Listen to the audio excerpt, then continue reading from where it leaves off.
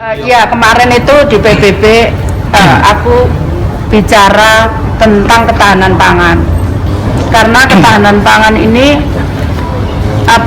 dengan cuaca yang macam-macam berubahnya, itu bukannya di Indonesia tapi juga di seluruh dunia, mengancam ketahanan pangan di dunia.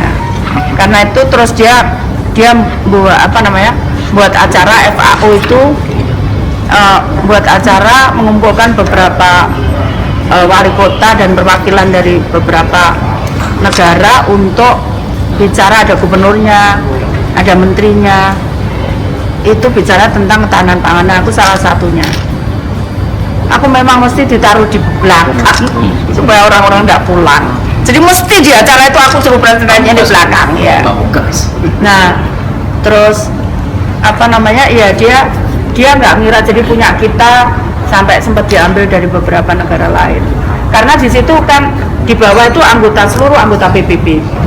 Jadi seluruh negara ada perwakilan, dari seluruh negara ada. Nah, terus yang di atas itu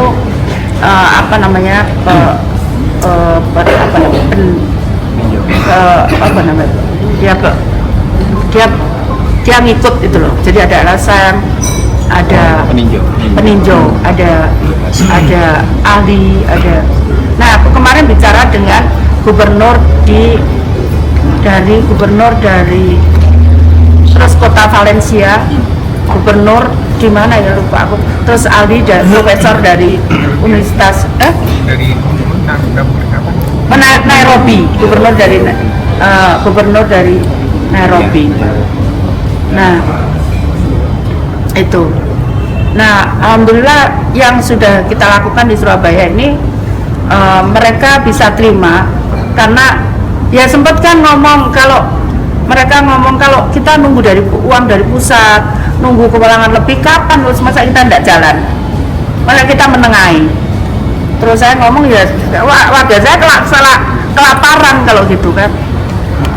Jadi akhirnya ya terus kemudian kita terima, ya sudah, kita melakukan apa yang bisa kita lakukan. Aku ingat pada awal aku jadi wali kota, itu inflasi tertinggi itu karena sayur-sayuran. Saat itu kan kita belum ada program apapun.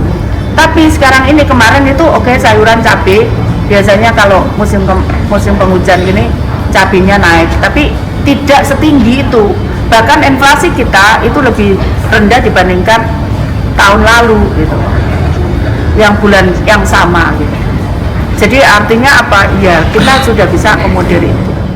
Nanti kita akan buat pasca panennya. Jadi kita buat sambal kita itu, sehingga harga kita seperti garam itu juga kita buat gitu. Jadi pada waktu kemarau dia produknya banyak, itu kita buatkan gudang dia. Jadi disimpan di situ.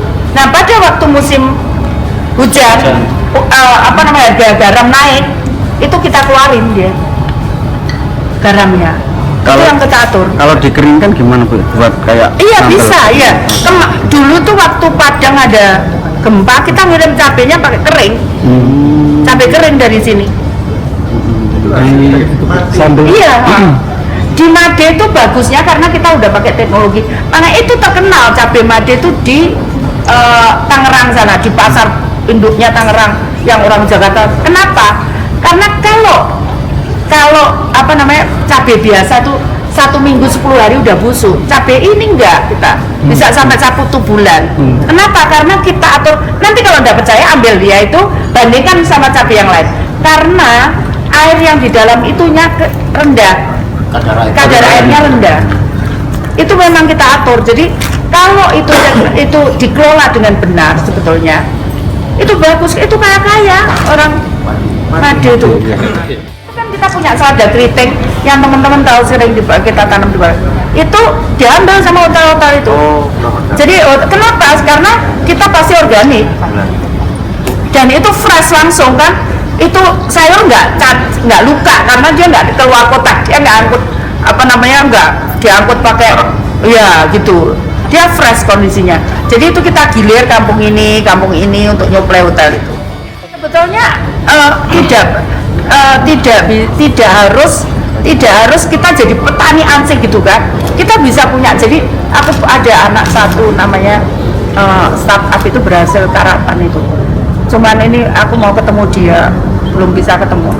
Jadi itu ingat teman-teman, 2017 aku meresmikan koridor. Dia ikut di situ. Itu bulan Mei ulang tahun Surabaya.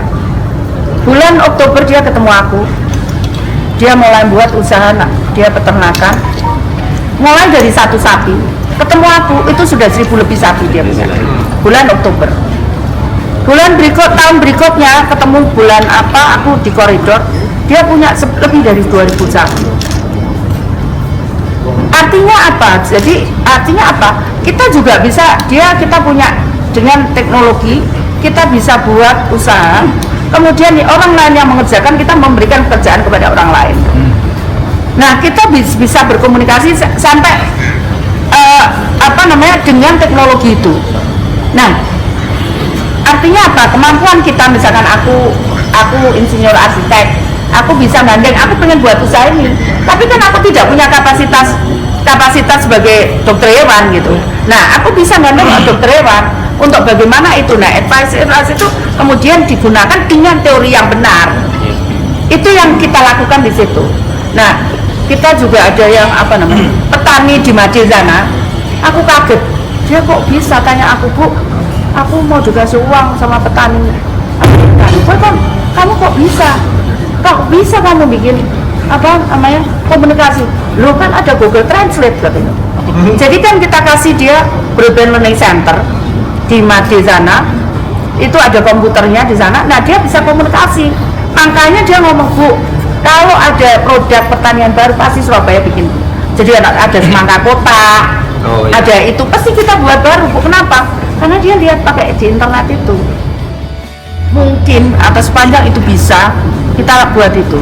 Jadi beberapa tempat itu jadi kayak semacam taman kita buat. Ini kita mau buka lagi, kemarin kita berhasil di Jambangan. Itu tapi isinya cuma sayuran aja. Kita bisa kemarin di Jambangan itu. Tapi selain yang ditanam sama petani-petani kita gitu. Apa nanti semua kelurahan akan melakukan farming ini sendiri? Iya, selama ini udah kok. Cuman kan memang ada yang lahannya besar, ada yang lahannya kecil. Di kampung-kampung itu ada yang tabulam, dia pakai pot-pot gitu. Tapi ada yang pakai hidroponik. Bahkan sekolah-sekolah itu bikin. Sekolah-sekolah juga bikin juga. SMP 3, SMP 1 udah bikin dia. Jadi kalau ini kita gerakkan terus, maka kita minimal bisa memenuhi kebutuhan kita sendiri lah.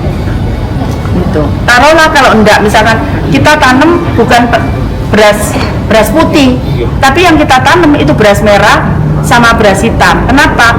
Karena harganya lebih mahal. Kalau beras merah atau hitam itu 14.000, 15.000. Tapi kalau beras putih hanya sekitar 8.000.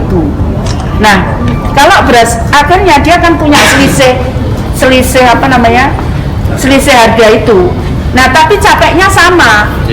Tapi karena itu dia dapat keuntungan lebih karena kita menjual padi hitam, beras hitam atau beras merah.